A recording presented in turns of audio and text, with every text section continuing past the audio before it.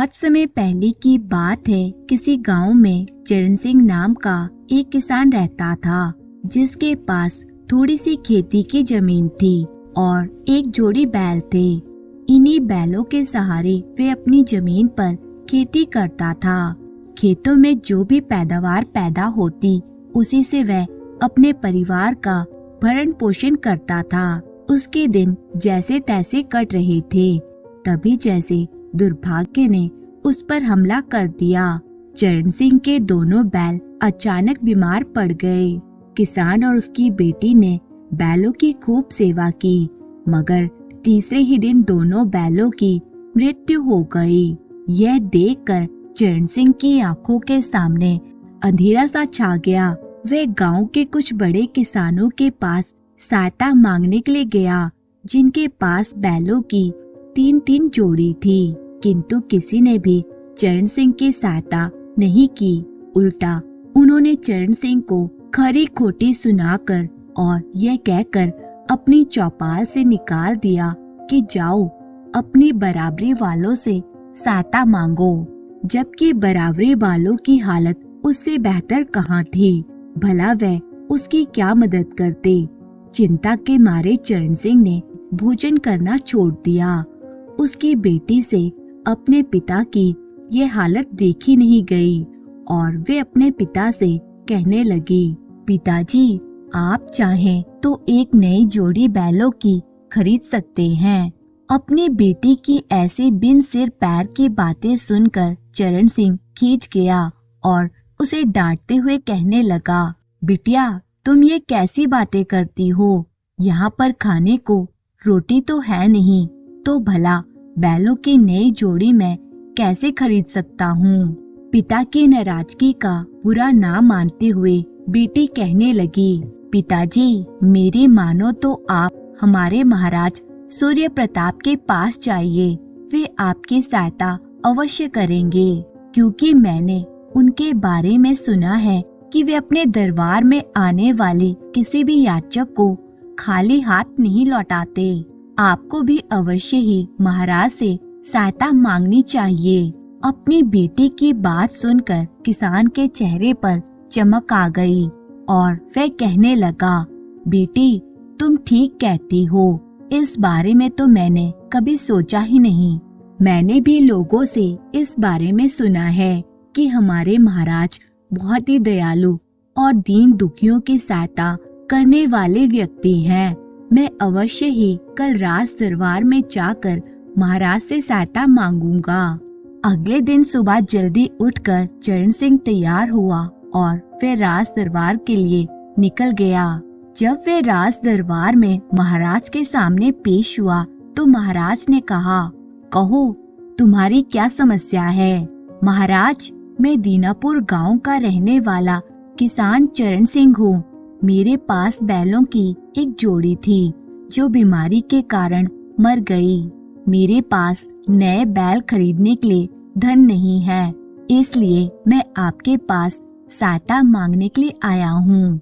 महाराज ने कहा, चरण सिंह, मुझे तुम्हारी सहायता करने में खुशी होगी, लेकिन मैं तुम्हारी सहायता करने से पहले तुम्हारी बुद्धिमानी की परीक्षा लेना चाहता हूँ। एक जोड़ी बैल तो तुम्हें मैं अवश्य ही दूंगा, लेकिन अगर तुमने मेरे द्वारा पूछे गए प्रश्न का सही उत्तर दिया तो मैं तुम्हें 10,000 स्वर्ण मुद्राएं इनाम में भी दूंगा। और इतनी स्वर्ण मुद्राओं से तुम एक जोड़ी बैल तो क्या, कई जोड़ी बैल खरीद सकते हो। साथ ही साथ एक अच्छा जीवन बिता सकते हो। कहो, क्या तुम मेरे प्रश्न का उत्तर देना चाहोगे।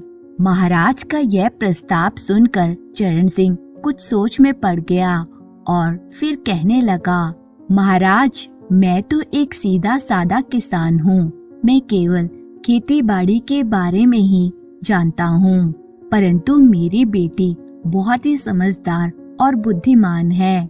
उसके कहने पर ही मैं आपके पास सहायता मांगने के लिए आया हूँ।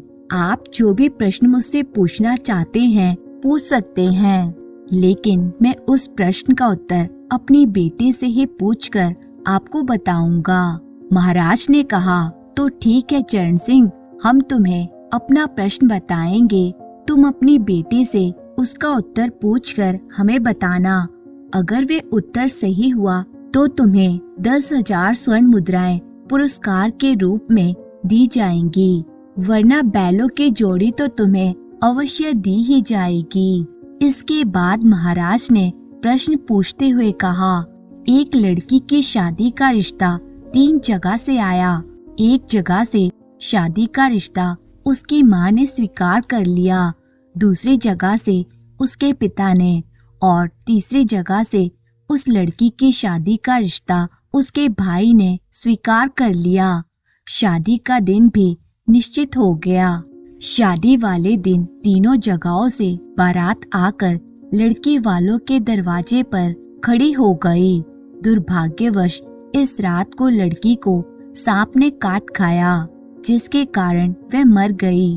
जो 3 लड़के उस लड़की को ब्याहने के लिए आए थे, उनमें से एक लड़का तो लड़की की चिता के साथ ही जलकर मर गया। दूसरे लड़के ने दुखी होकर खाना पीना छोड़ दिया और तीसरे लड़के ने देवी माँ की आराधना करके ऐसा मंत्र प्राप्त कर लिया जिससे उसने लड़की की चिता से अस्थियां इकट्ठी करके लड़की को फिर से जीवित कर दिया।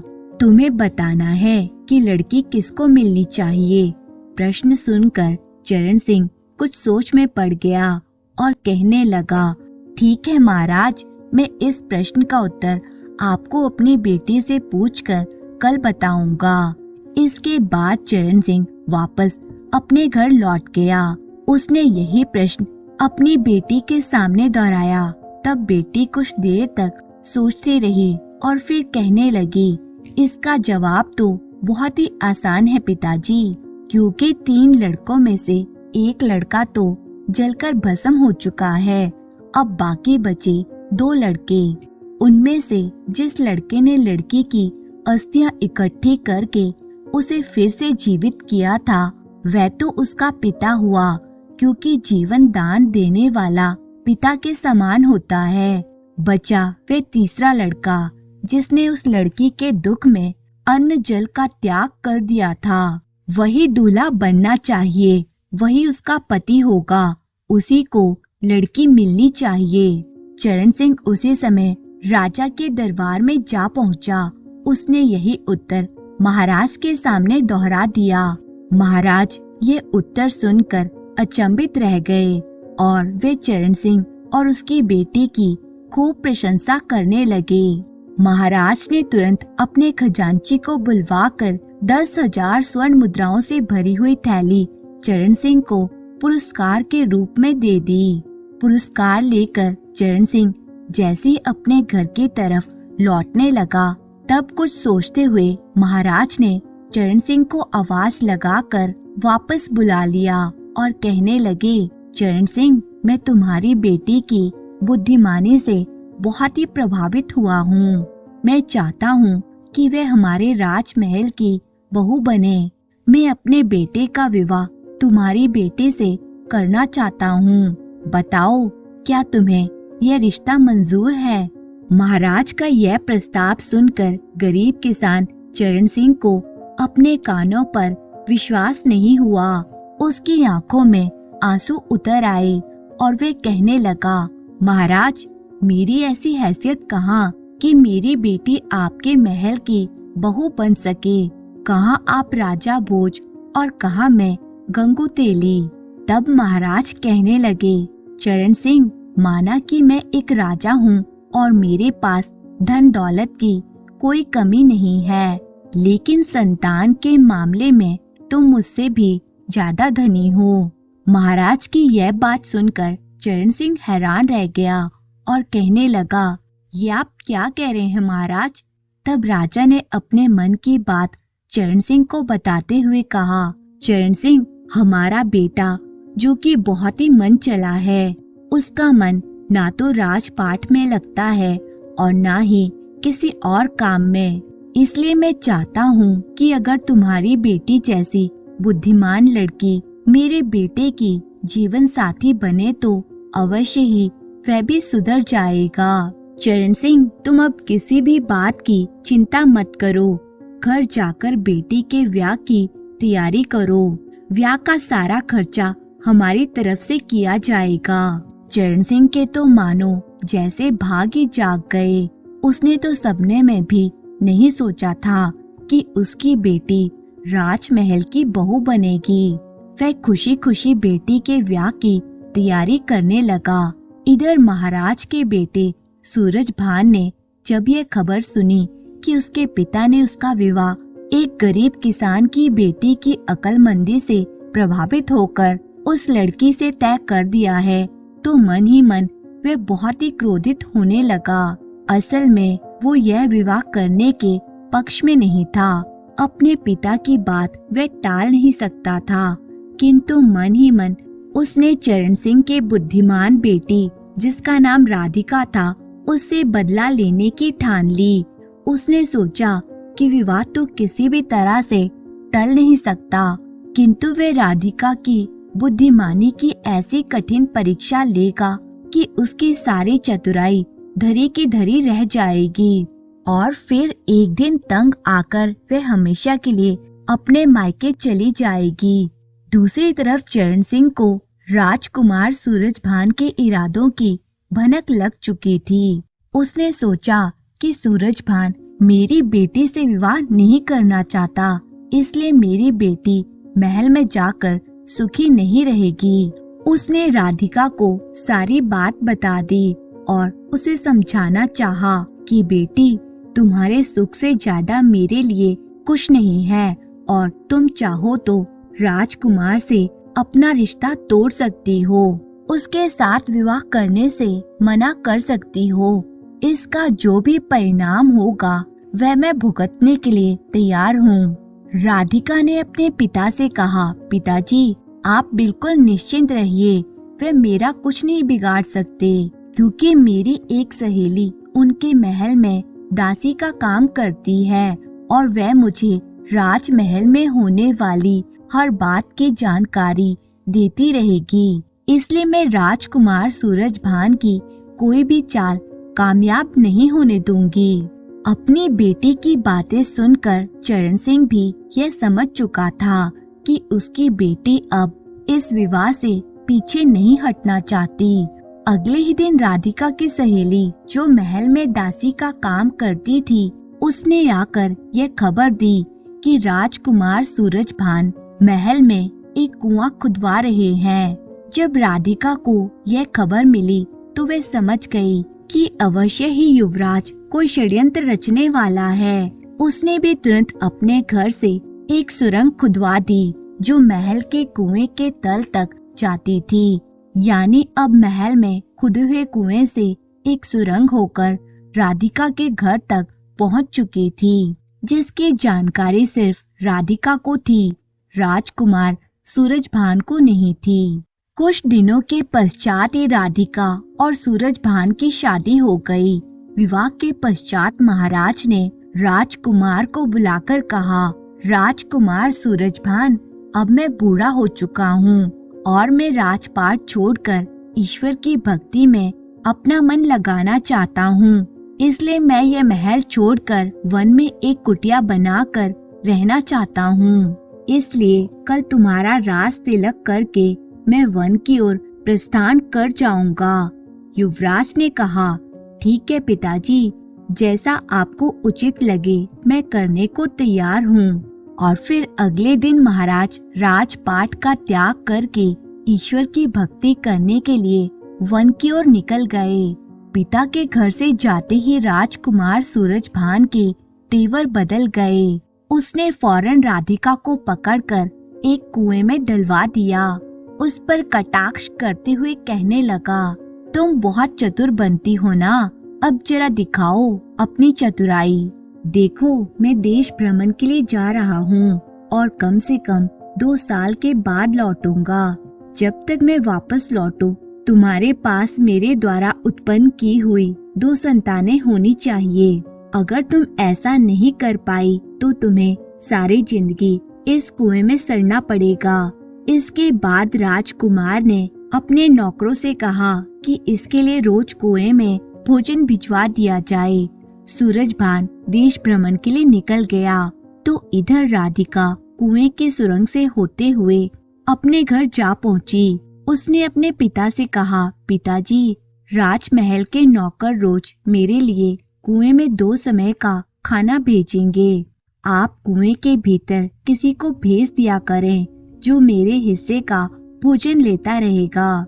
इस तरह से महल के नौकरों को यह भ्रम बना रहेगा कि मैं कुएं के भीतर ही बैठी हूँ। अपने पिता को सब कुछ समझा बुझाकर राधिका अपने पति यानी सूरजभान का पीछा करने लगी।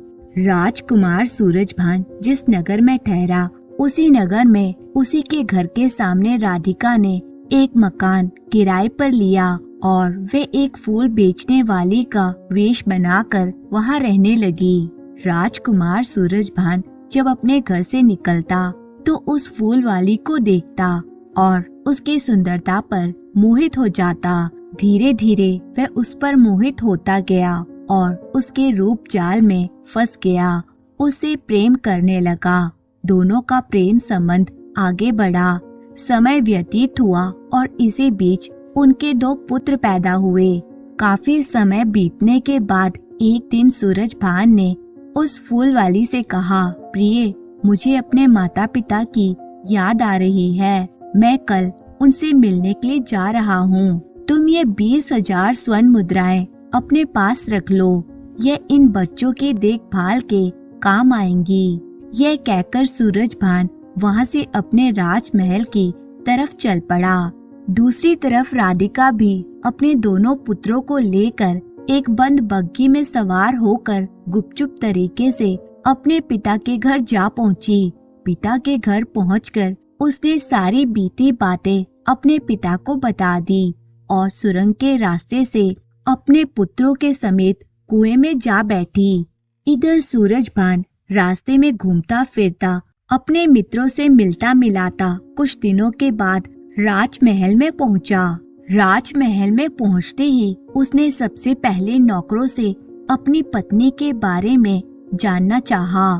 तो नौकरों ने बताया, महाराज, रानी जी तो तब से कुएं में ही बैठी हैं, लेकिन पिछले कुछ दिनों से वे कुएं से आवाज लगाकर ज्यादा भोजन मांगती हैं। सूरजभान ने हैरान होकर कहा, वह किस लिए? महाराज, वह कहती हैं कि इतने भोजन में तो केवल एक आदमी का पेट भी नहीं भरता, तो फिर हम तो 3 प्राणी हैं, तो तीनों का पेट कैसे भरेगा? नौकरों की बात सुनकर राजकुमार चौंक गया। उसे इस बात का विश्वास नहीं था।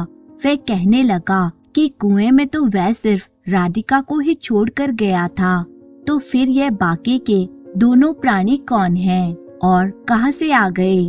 उसके मन में तुरंत यह विचार आया कि कहीं कुएं में कोई गैर मर्द तो नहीं है। अगर ऐसा है तो वे इस कुलक्षणी को जीवित नहीं छोड़ेगा। ऐसा निश्चय करके उसने तुरंत कुछ सैनिकों को बुलवाया और कुएं के आसपास खड़ा कर दिया। उन्हें यह आदेश दिया कि जैसे मैं इशारा करूं तो कुएं से निकलने वाले आदमी पर हमला कर देना।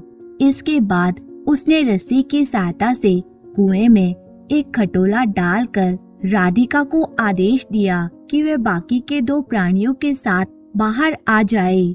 रस्सी जब ऊपर खींची गई तो सब लोग यह देखकर हैरान रह गए कि खटोले पर राधिका के साथ साथ 2 बच्चे भी बैठे हुए थे। सूरजभान को लगा कि उसने उन बच्चों को कहीं देखा हुआ है, किंतु फिर उसे यह अपने मन का वहम लगा। उसने कठोर स्वर में राधिका से पूछा कि ये बच्चे किसके हैं? राधिका ने बड़े ही विनम्र स्वर में कहा, स्वामी, ये आपके बच्चे हैं। मेरे बच्चे? हाँ स्वामी, ये आपके ही बच्चे हैं। यह कहते हुए राधिका ने 20,000 स्वर्ण मुद्राओं से भरी हुई थैली सूरजभान के सामने रख दी, जो थैली सूरजभान ने फूल वाली को दी थी। और फिर राधिका ने सारा किस्सा ज्यों का त्यों सूरजभान को सुना दिया कि किस प्रकार वे सुरंग के रास्ते से अपने घर में गई और फिर एक फूल बेचने वाली का वेश धारण करके सूरजभान के साथ प्रेम संबंध बनाया। उसी से ये दोनों बच्चे पैदा हुए। सारी सच्चाई जानने के बाद सूरजभान आश्चर्यचकित रह गया। उसने राधिका की बुद्धिमानी का लोहा मान लिया और उसे अपने गले से लगा लिया। वह कहने लगा, सच राधिका, मेरे पिता ने तुम्हारे बारे में जो भी सोचा था वह बिल्कुल सच ही था और मैं आभारी हूँ कि उन्होंने तुम जैसे बुद्धिमान और होशियार लड़की से मेरा विवाह करवाया। आज से तुम इस महल की महारानी हो। इस घटना के बाद राजकुमार सूरजभान ने भी अपने व्यवहार को बदल लिया और राधिका के साथ एक सुखमय जीवन व्यतीत करने लगा। दोस्तों, उम्मीद करती हूँ आपको ये कहानी पसंद आई होगी। तो इसी तरह की मजेदार कहानियाँ देखने के लिए चैनल को सब्सक्राइब कर लें। बेलापुर गांव में दो भाई रहते थे। एक का नाम ननकू और दूसरे का नाम सनकू था। ननकू बड़ा होने के साथ साथ जितना अधिक समझदार था, सनकू छोटे होने के साथ साथ उतना ही शैतान भी था। फिर भी दोनों भाइयों में अटूट प्रेम था। दोनों हमेशा साथ साथ रहते, साथ साथ खेतों में जाते। एक हल चलाता तो दूसरा बीज डालता हुआ उसके पीछे पीछे चलता था। घर में दोनों अकेले रहते थे। माँ बाप मर चुके थे और दोनों की भी अभी तक शादी नहीं हुई थी। घर में भी दोनों मिलजुल कर काम करते थे। ननकू भैया, घर की सफाई तो हो चुकी, अब कपड़े धो लूं? नहीं, कपड़े मैं धो लूंगा, तू बैठकर आराम कर। ननकू और सनकू काम निपटा कर अपनी बैलगाड़ी पर सवार होकर घूमने निकल जाते थे। आज नदी के किनारे चलते हैं। ठीक है, उस तरफ गए काफी दिन हो गए हैं, लेकिन शाम होने से पहले वे घर लौट आते थे। ननकू भैया, लौट चलो, सूरज छिपने जा रहा है। असल में उन दोनों भाइयों को रतौंधी का रोग था। रात होते ही उन्हें अंधेरे में कुछ भी दिखाई नहीं देता था। आज लौटने में कुछ ज्यादा देर हो गई। अपने रोग को छिपाने के लिए उन्होंने एक तरकीब खोज ली थी। वे रात होने से पहले ही अपने सारे काम धंधे खत्म कर लेते थे, फिर आराम से खाट पर बैठकर गप्पे मारते थे। और ननकू भैया, जब उस भयानक रात में वह शेर मेरी तरफ आ रहा था तो मैंने उसे आंख मार दी। बेचारा डर कर भाग गया। अबे क्यों गप मारता है? रात को तो तुझे दिखाई ही नहीं देता है। अड़ोसी पड़ोसी देखते तो बड़े हैरान होते थे। क्या बात है ननकू, दोनों भाई खाट पर बैठे हैं, तुम्हारा खाना कौन बना रहा है? बिना घरवाली के ही बड़ी मौज मस्ती से रहते हो। लेकिन जो लोग उनकी बीमारी के बारे में जानते थे, वे उन्हें देखकर छींटा कसी करने से बाज नहीं आते थे। देखो, ननकू सनकू जा रहे हैं। बेचारे दिन के समय ही तो बाहर निकल पाते हैं। बेचारे रात के अंधेरे में कुछ भी देख नहीं सकते, इसीलिए तो दोनों अकेले डोल रहे हैं। इन्हें कोई अपने लड़के देने के लिए तैयार नहीं है। लोगों की बातें सुनकर सनकू का खून खौल उठता। ननकू भैया, सुना, ये रामजी दुकानदार क्या कह रहा है? तुम क्यों अपना खून जला रहे हो? इन्हें बोलने दो, एक दिन अपने आप चुप हो जाएंगे। इनका मुंह बंद करना ही पड़ेगा। रंजीत कितने दिनों से पीछे पड़ा है, चलो किसी दिन उसकी बहनों को देख ही आए। हाँ भैया, चलेंगे किसी दिन, लेकिन जल्दी चलना चाहिए। कहीं उनके कानों में भी भनक पड़ गई तो मुश्किल हो जाएगी। आज बड़ी समझदारी की बातें कर रहा है। लगता है मेरा भाई सनकू अक्लमंद होता जा रहा है। ठीक है भैया, फिर रंजीत को संदेश भिजवा देते हैं। अगले शुक्रवार को ही वहाँ चलेंगे। वहाँ कहीं हमारा भेद न खुल जाए। भेद कैसे खुलेगा? हम सुबह सुबह चलकर अंधेरा होने से पहले अपने घर लौट आएंगे। शुक्रवार के दिन सुबह सुबह ही दोनों भाई अपने लिए लड़की देखने जाने के लिए तैयार होने लगते हैं। बड़ा भाई ननकू कहता है, सनकू, बैलगाड़ी तैयार है, अब ज्यादा देर मत लगा, नहीं तो लौटने तक अंधेरा हो जाएगा। चल जल्दी आकर बैलगाड़ी में बैठ जा। बस आ गया भैया। और फिर दोनों भाई बैलगाड़ी में बैठकर रंजीत के घर की ओर चल पड़े। बैलगाड़ी हवा से बातें करती हुई दौड़ रही थी। भैया धूप कितनी तेज है, बैलों को पानी पिलाना होगा। हाँ छोटे, कोई छायादार जगह दिखे तो बैलगाड़ी रोक लेना। थोड़ी आगे बढ़ते ही जंगल शुरू हो गया। चारों तरफ छायादार पेड़ थे। ननकू कहता है यहीं गाड़ी रोककर बैलों को खोल देता हूँ। हाँ भैया, इस पेड़ के नीचे बैठकर हम भी कुछ देर आराम कर लेते हैं। काफी देर सुस्ताने के बाद वे दोनों भाई देखते हैं कि उनके बैल कहीं पर भी नजर नहीं आ रहे हैं। अरे बैल कहाँ गए? यहाँ तो दूर दूर तक दिखाई नहीं दे रहे हैं।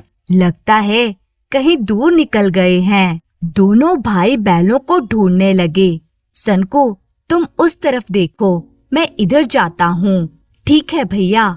ढूंढते ढूंढते शाम हो गई पर बैल कहीं नहीं मिले। ननकू भैया, अब तो अंधेरा होने लगा। इस अंधेरे में हम बैलों को कैसे देख सकेंगे?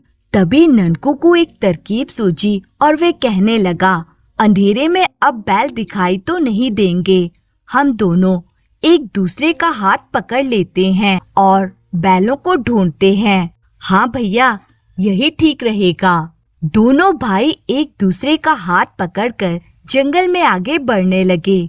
काफी देर ढूंढने के बाद भी जब उन्हें बैल नहीं मिले तो वे दोनों थक कर निराश हो जाते हैं। इसी तरह वे काफी देर तक बैलों को ढूंढते रहे, लेकिन बैल कहीं नहीं मिले। तभी उन्हें एक व्यक्ति मिलता है जो उन्हें देखकर कहता है, अरे ननकू और सनकू, तुम दोनों यहाँ पर क्या कर रहे हो? अपने होने वाले साले रंजीत की आवाज सुनकर दोनों भाइयों के मुंह उतर गए और सोचने लगे, अब तो पोल खुलकर रहेगी कि हम दोनों भाइयों को रात में दिखाई नहीं देता है। लेकिन ननकू ने झट बात बनाते हुए कहा, हम दोनों भाई तुम्हारे घर ही आ रहे थे कि रास्ते में सुस्ताने के लिए इस पेड़ के नीचे लेटकर आराम करने लगे कि पता नहीं हमारे दोनों बैल कहाँ चले गए। हम दोनों भाई अपने बैलों को ही ढूंढ रहे थे। अच्छा, मैं देखता हूँ कि तुम्हारे बैल कहाँ है। वैसे तुम्हारे बैल दिखते कैसे हैं? हमारे दोनों बैल सफेद रंग के हैं। दोनों भाई वहीं पेड़ के नीचे बैठ गए और रंजीत बैलों थोड़ी देर बाद उसे बैल दिख जाते हैं और वो कहता है, लो बैल तो यहीं चल रहे हैं, अब इन्हें बैल गाड़ी से जोड़ता हूँ। रंजीत ने झटपट बैलों को गाड़ी में जोता और फिर उनकी सवारी ससुराल की ओर चल पड़ी। ससुराल पहुंचकर दोनों का जोरदार स्वागत हुआ। आइए पधारिए ननकू जी और सनकू जी। दोनों को सजे धजे कमरे में ले जाकर बैठाया गया। रंजीत कहता है, आप लोग आराम से बैठो, मैं अभी आया। सनकू, होशियार रहना, कहीं पोल न खुल जाए, भगवान ही लाज बचाए। थोड़ी देर बाद रंजीत आया और कहने लगा, चलिए ननकू जी, सनकू जी, भोजन तैयार है, आप हाथ मुंह धो लीजिए। ननकू और सनकू भोजन करने बैठे। आप लोग भोजन कीजिए, अभी मैं अपनी बहनों के हाथ लस्सी भेजता हूँ। जैसे ही रंजीत कमरे से बाहर गया कि एक कुत्ता अंदर घुस आया और दोनों की थाली से रोटी उठाकर भाग गया। दोनों ने रोटी की ओर हाथ बढ़ाया तो थाली खाली मिली। अरे, थाली में से रोटी कौन ले गया? सनकू, तुमने ली है, पर रोटी तो मेरी थाली में भी नहीं है। लगता है कुत्ता या चूहा उठाकर ले गया है। अब की बार जरा ध्यान रखना। बेफिक्र रहो भैया, मैंने डंडा तैयार रखा हुआ है। लस्सी लेकर दोनों बहनों को भेजा गया, जिनसे ननकू और सनकू की शादी होने वाली थी। जैसे ही वे दोनों कमरे में आई तो आहट सुनते ही सनकू ने डंडा दे मारा। डंडे की चोट से दोनों बहनें चीख पड़ी, अरे रंजीत भैया, मैं मर गई। हाय बापू, मेरी कमर टूट गई। अरे बाप रे, लगता है मैंने गुणवंती और लाजबंती को ही पीट दिया है। उन दोनों का रोना सुनकर घर के अन्य लोग दौड़े आए और कहने लगे, ये क्या हुआ? तुम दोनों चिल्ला क्यों रही थी? ननको तुरंत बात संभालते हुए बोला, ये सनकू एकदम मूर्ख है। कई बार समझा कर लाया था कि होने वाली पत्नी जब भोजन परोसे तो उसके शरीर से लकड़ी केवल छुआई जाती है।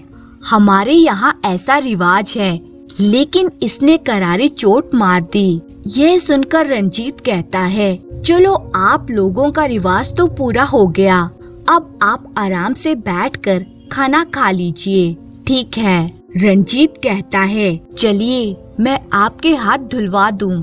तभी दरवाजे से बाहर निकलते हुए सनकू के पैर में ठोकर लग गई और वो चिल्लाने लगा, हाय मैं मरा।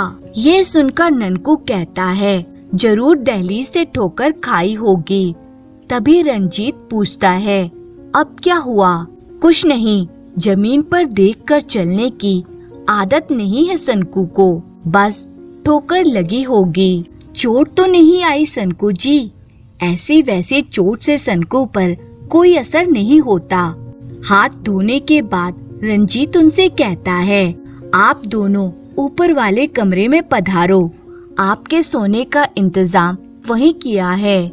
दोनों भाई भगवान का नाम लेते हुए सीढ़ियाँ चढ़ने लगे। संभल संभल कर चढ़ना ननकू भैया, तू मेरी फिक्र मत कर, अपना ख्याल कर। लेकिन अगली सीढ़ी पर सनकू का पाँव फिसला और वह लुढ़कते हुए नीचे आ गिरा। अरे मैं मर गया, मेरी कमर टूट गई। घर के लोग शोर सुनकर दौड़ आए। सनकू कमर को पकड़कर बड़ी मुश्किल से खड़ा हुआ। रंजीत ने उससे पूछा, क्या हुआ सनकू जी? सीढ़ियों से कैसे गिर गए? क्या बताऊं? हाय।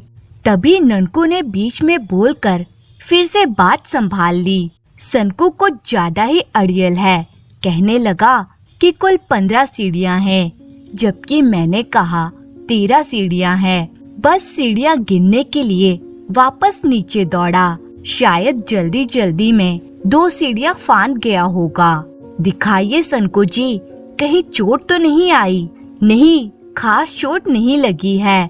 मैं अभी गरम गरम दूध में हल्दी डलवा कर भेजता हूँ।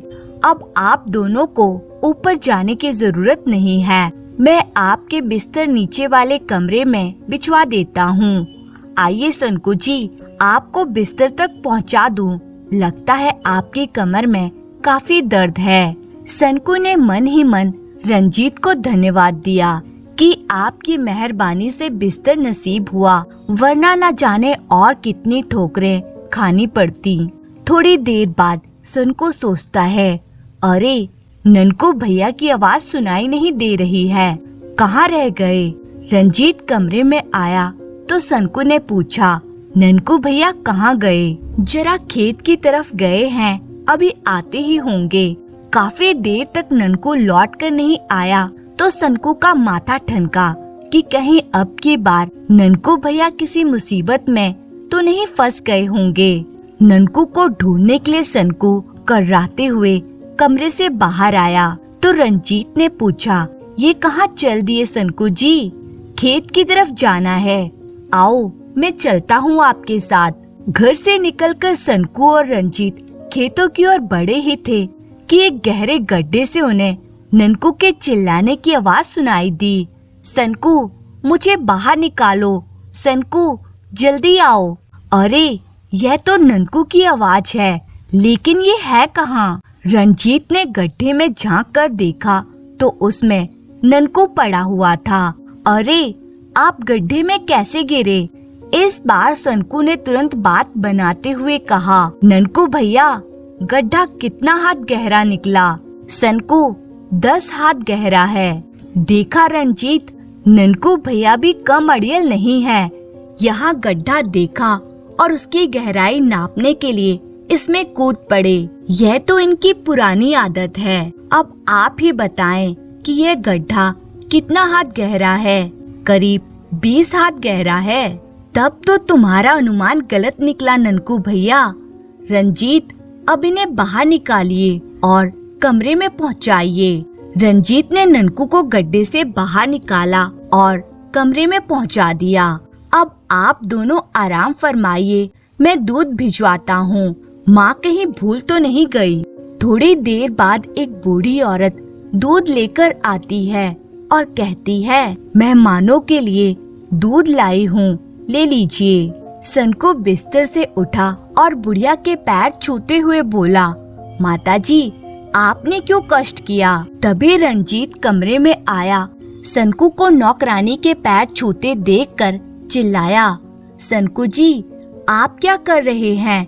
यह तो हमारी नौकरानी है। सनको ने फिर गड़बड़ कर दी। ननकू ने सफाई पेश की, इसमें सनको की कोई गलती नहीं है। दरअसल हमारे माता पिता ने हमें बड़ों का सम्मान करने की शिक्षा दी है। वे अमीर गरीब और नौकर मालिक में कोई भेद नहीं मानते थे। ननकू की बात सुनकर रंजीत बड़ा प्रभावित हुआ। नौकरानी के जाने के बाद वे ननकू से बोला, आपके माता पिता के बड़े उच्च विचार थे। उनकी दी हुई शिक्षा का आप लोगों पर भी जरूर अच्छा असर हुआ होगा। मेरी बहनें बड़ी किस्मत वाली हैं जो उन्हें इतने समझदार पति मिल रहे हैं। अच्छा, एक बात तो बताइए, आप दोनों को मेरी बहनें पसंद आई या नहीं? लेकिन हम तो उन्हें देख ही नहीं पाए। देखते भी कैसे? क्यों, लस्सी लेकर भेजा तो था उन्हें। दरअसल छड़ी मारने का दस्तूर निभाते समय हम देख ही न सके।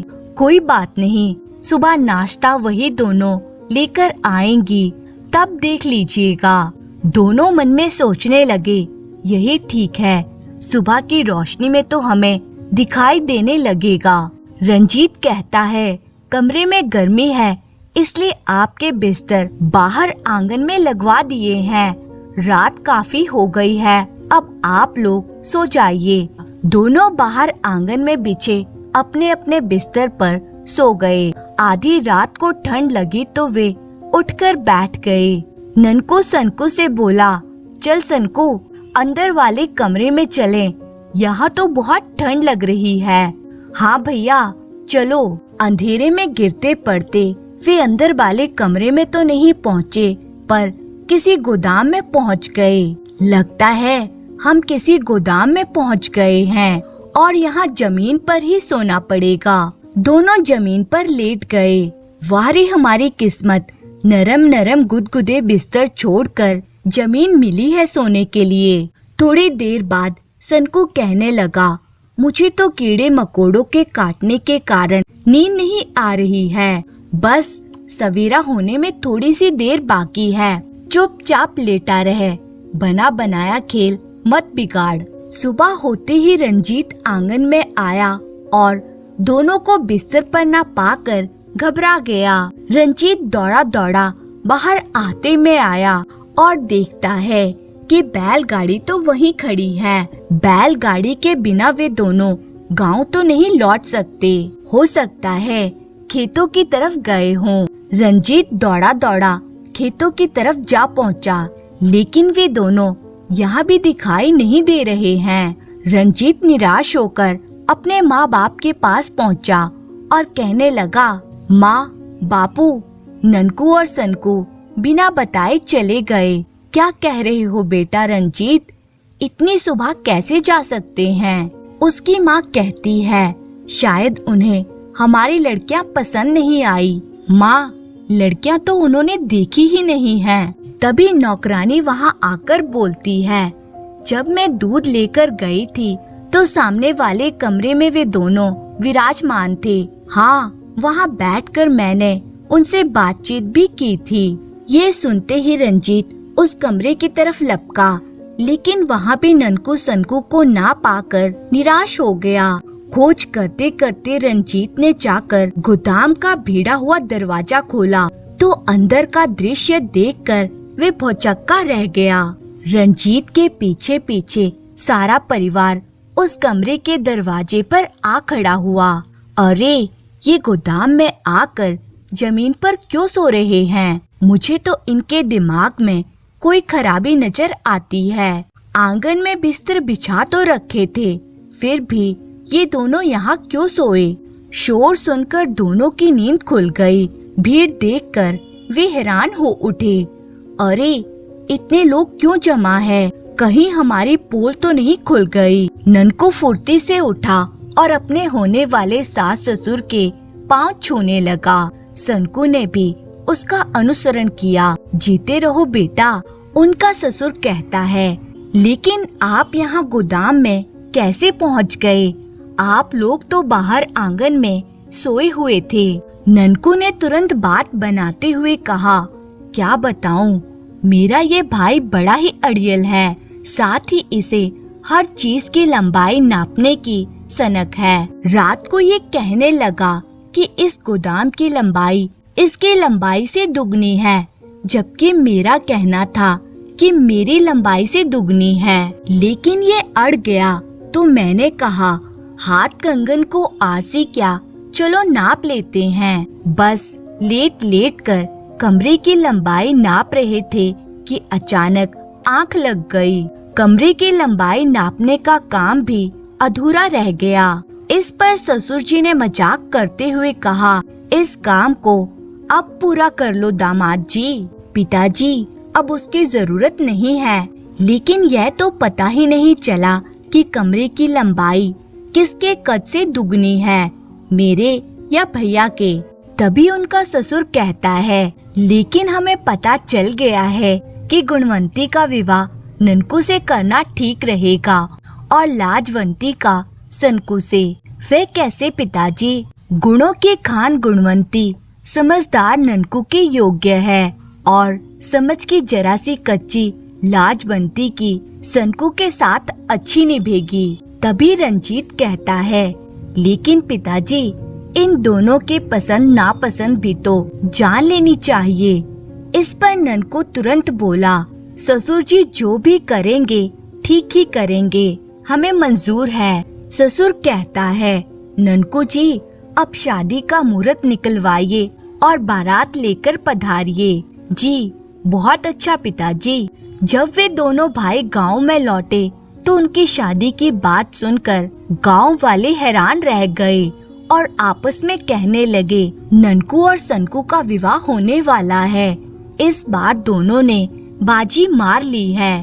थोड़े दिनों बाद ननकू और सनकू का विवाह बड़ी धूमधाम से हो गया और वे अपना जीवन आनंद पूर्वक बिताने लगे।